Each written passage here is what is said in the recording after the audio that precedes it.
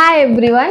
Today spider plant benefits என்ன spider plant எப்படி maintain பண்ணுறது, என்னென்ன மிஸ்டேக்ஸ்லாம் நார்மலாக பீப்புள் பண்ணுறாங்க, நான் என்ன பண்ணேன், அதை எப்படி வந்து அவாய்ட் பண்ணுறது, என்னென்னலாம் நம்ம கவனிக்கணும் ஒரு பிளான்ட் வளர்க்குறப்ப, ஸ்பைடர் பிளான்ட்டை எந்த மாதிரி க்ரீனாக நம்ம எப்போதுமே வச்சுக்கிறது அப்படிங்கிறத நம்ம பார்ப்போம்.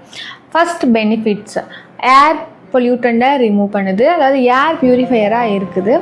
ரெண்டாவது, அதிகமான லெவல் நமக்கு ஆக்சிஜனை கொடுத்துட்டே இருக்குது, full time day time night time நமக்கு ஆக்சிஜனை கொடுத்துட்டே இருக்குது. மூணாவது, நமக்கு இந்த நார்மலாக க்ரீனரி, இது ஸ்பைடர் பிளான்ட்னு இல்லை, நம்மள எல்லா பிளான்ட்டுமே நம்ம க்ரீனரியாக இருக்கிற பிளான்ட் வச்சாலே என்ன ஆகும் அப்படின்னா ஒரு குட் வைப். அதுக்கடுத்ததான் நமக்கு ஒரு நல்ல மைண்ட் வந்து ஒரு நல்ல வைப்ரேஷனே வச்சுருப்போம். நம்ம இல்லை அப்படின்னா நார்மலாக நம்ம ஏதாவது திங்க் பண்ணிவிட்டு சம்திங் ஏதோ ஸ்ட்ரெஸ்லேயே இருக்கும். நார்மலாக இப்போ எல்லா பீப்புளுமே ஒரு ஸ்ட்ரெஸ் லெவல் வந்து பார்த்துட்டு தான் இருக்கிறோம். ஸோ அதுக்கெல்லாம் கொஞ்சம் கம்மியாகிறதுக்கு நம்ம கொஞ்சம் பிளான்ட்ஸை நம்ம வச்சுக்கலாம். ஸ்பைடர் பிளான்ட் இல்லை, பிளான்ட்டே நம்ம வச்சுக்கலாம். இது உண்மையிலே நிறைய ரிசர்ச் படி நமக்கு கண்டுபிடிச்சி சொல்லியிருக்காங்க. என்ன அப்படின்னா, ஒரு க்ரீன் ஸ்பேஸ் இருக்கிற இடத்துல பீப்புள் வந்து ரொம்ப ப்ரொடக்டிவாக இருக்காங்க. அதே மாதிரி பீப்புள் வந்து கொஞ்சம் ஆங்ஸைட்டி, ஸ்ட்ரெஸ் லெவல் கம்மியாகுது அப்படிங்கிறத வந்து ரிசர்ச் பண்ணியிருக்காங்க. It's maybe true R not, but கண்டிப்பாக வந்து பிளான்ட்ஸ் வச்சோம் அப்படின்னா நமக்கு ஒரு நல்ல வைப் தான் இருக்குது. நான் எக்ஸ்பீரியன்ஸ் பண்ணதுபடி பார்த்தா நான் சொல்கிறேன், நீங்கள் கூட அதை யூஸ் பண்ணிக்கலாம். அதுக்கடுத்ததான் நமக்கு ஃபுல் டைம் ஆக்சிஜன் ப்ரொடியூஸ் கொடுக்குதா, டே அண்ட் நைட் நமக்கு ஃபுல் டைம் நமக்கு ஆக்சிஜன் கொடுக்குது. அதனால நம்ம என்ன பண்ணலாம் அப்படின்னா பெட்ரூம்லேயே நம்ம வைக்கலாம். இதில் இன்னொரு விஷயம், கவனிக்கக்கூடிய ஒரு விஷயம் என்ன அப்படின்னா, நம்ம பெட்ரூமில் வச்சோம் அப்படின்னா நம்ம நைட் டைம் இல்லை வந்து ஹீட்டாக இருக்கிற டைம் என்ன பண்ணுவோம் அப்படின்னா ஏசி வந்து போடுவோம். ஸோ இந்த மாதிரி ஏசி போடுறப்ப சடனாக வந்து டெம்பரேச்சர் சேஞ்ச் ஆகும். ஸோ இன்க்ரீஸ் ஆகி பகல் டெம்பரேச்சர் கம்மியாகும். இந்த மாதிரி ஒரு சடன் டெம்பரேச்சர் டிஃப்ரென்ஸ் இருந்துச்சு அப்படின்னா ஸ்பைடர் பிளான்ட்னால கொஞ்சம் வந்து அந்த ஹியூமிடிட்டியை அக்செப்ட் பண்ண முடியாது. அப்போ என்ன பண்ணலாம் அப்படின்னா, இது ரூமில் வச்சோம் அப்படின்னா கொஞ்சம் ஓரளவு ஹியூமிடிட்டி இல்லை அப்படின்னா நம்ம கொஞ்சம் வெளியிலே வச்சுக்கலாம். வெளியில் ஒரு ஹாலில் நம்ம வைக்கலாம். அதே மாதிரி என்னென்ன மெயின்டைன் பண்ணுறதுக்கு என்னென்ன கவனிக்கணும் அப்படின்னா, ஃபஸ்ட்டு ஒன், க்ளோஸ்டு டோர், அதாவது டோர் ஓப்பன் பண்ணுற இடத்துல பக்கத்தில் வைக்காமல் கொஞ்சம் இன்டைரக்ட் லைட் இருக்கிற இடத்துல நம்ம வச்சுக்கலாம். டைரக்ட் சன்லைட் படாமல் இடத்துல தான் நம்ம இந்த பிளான்ட் வைக்கணும். ஸோ ஓரளவு டோலரேட் பண்ணோம். பட் ஆனால் இன்டோர் வைக்கிறப்ப என்ன ஆகும் அப்படின்னா அது ரொம்ப அதிகமான சன்லைட்டை வந்து அது தாங்கலை. அது என்ன ஆகுதுன்னா அந்த ப்ரௌன் டிப்ஸ் வந்துடுது அந்த பிளான்ட்ஸில். ஸோ நம்ம என்ன பண்ணணும் அப்படின்னா கொஞ்சம் ரொம்ப விண்டோக்கு பக்கத்தில் இல்லை ஓப்பன் சன்லைட் இல்லாமல் இருக்கிற இடத்துல பால்கனியில் வைக்காமல் கொஞ்சம் உள்ளே தள்ளி நம்ம வைக்கலாம். கொஞ்சம் இன்டைரக்ட் சன்லைட் வர மாதிரி வச்சோம் அப்படின்னா அது கொஞ்சம் நல்லாவே ஹெல்த்தியாக க்ரோ ஆகும். அதுக்கடுத்த விஷயம் பார்த்தோம் அப்படின்னா, இந்த பிளான்ட்ஸ் வந்து ஃபெர்டிலைசர் வந்து ரொம்ப தேவையில்லை. பட் மந்த்லி ஒன்ஸ் வந்து கொஞ்சம் நம்ம ஃபெர்டிலைசர் யூஸ் பண்ணிக்கலாம்.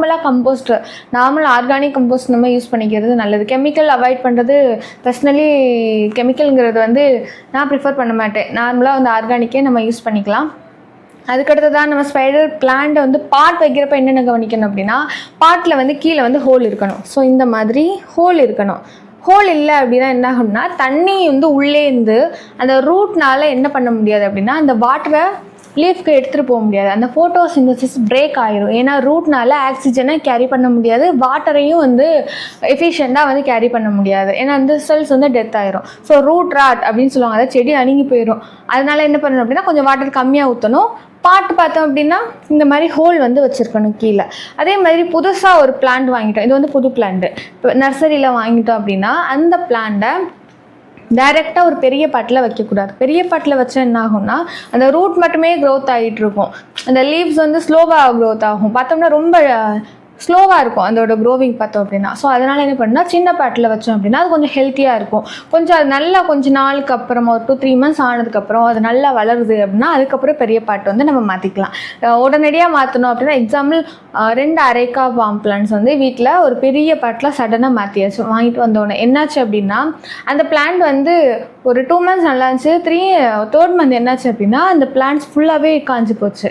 ஸோ வந்து அதனால எக்ஸ்பீரியன்ஸில் சொல்கிறேன், அதனால் வந்து சின்ன பாட்டில் வைங்க. நிறைய எக்ஸ்பீரியன்ஸ் பண்ண விஷயங்கள் மட்டும் தான் நான் வந்து ஷேர் பண்ணுறேன், ப்ளஸ் எக்ஸ்ட்ரா ரிசர்ச் பண்ணதான் ஷேர் பண்ணுறேன். ஏதோ உங்களுக்கு பெனிஃபிட்டாக இருந்துச்சுன்னா லைக் பண்ணுங்கள், ஷேர் பண்ணுங்கள், கமெண்ட் பண்ணுங்கள். அதுக்கடுத்ததான் இப்போ இந்த பிளான்ட்ஸ்லாம் நம்ம வச்சுருக்கோம் இல்லையா, வேறு என்ன கவனிக்கணும், என்னென்ன மிஸ்டேக்ஸ்லாம் வந்து நார்மல் நம்ம பண்ணுறோம் அப்படின்னா, ரொம்ப ஓவராக நம்ம கேர் பண்ணிடவே கூடாது. அதிகமாக 2 நாளைக்கு ஒரு தடவை தண்ணி ஊற்றுறது இந்த மாதிரிலாம் வந்து பண்ணக்கூடாது. ஏன்னா நான் பண்ணியிருக்கேன். 2வது வந்து பார்த்தோம் அப்படின்னா இந்த பாத்திரம் நம்ம சன்லைட் வெளியிலலாம் வைக்காமல் கொஞ்சம் வீட்டுக்குள்ளே சன்லைட் கம்மியாக இருக்கிற இடத்துல வைக்கணும் அப்படிங்கிறத நம்ம பார்த்துட்டோம். 3வது சாயில்ஸ் வந்து டாப் சாயில் தொட்டு பார்த்துட்டு அதுக்கப்புறமா தண்ணி ஊற்றணும். உடனே தண்ணி ஊற்றினா என்ன ஆகும் அப்படின்னா, அதாவது ஈரமாக இருக்கும்போதே திரும்ப திரும்ப தண்ணி ஊற்றுறப்ப ரூட் ராட் வந்துடும். அதுக்கடுத்து தான் நம்ம தண்ணி ஊற்றுனதுக்கப்புறமா அந்த தண்ணி வந்து எப்படி இருக்கணும், அந்த வாட்டர் கண்டிஷன் இருக்கணும் அப்படின்னா டேப் வாட்டர் நம்ம யூஸ் பண்ணுவோம் நார்மலாக. பட் ஆனால் டேப் வாட்டரில் குளோரின் யூஸ் பண்ணியிருந்தாங்க அப்படின்னா அது வந்து டிஸ்இன்ஃபெக்ஷன் வந்து கம்மி பண்ணுறதுக்காக பண்ணுறது தான் அந்த குளோரின். அந்த தண்ணியை வந்து இந்த ஒரு பாக்டீரியாஸ் வைரஸ் வந்து ஸ்ப்ரெட் ஆகக்கூடாதுங்கிறதுக்காக.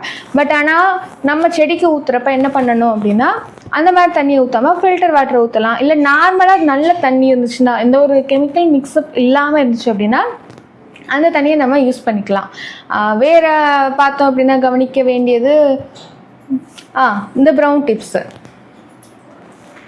இந்த மாதிரி இப்போ இந்த பிளான்ல இந்த மாதிரி வந்து கார்னரில் ஏன் இந்த மாதிரி வருதா, ஒன்று வந்து வாட்டரிங் ப்ராப்ளம், இன்னொன்று வந்து சன்லைட், டைரக்ட் சன்லைட்டு.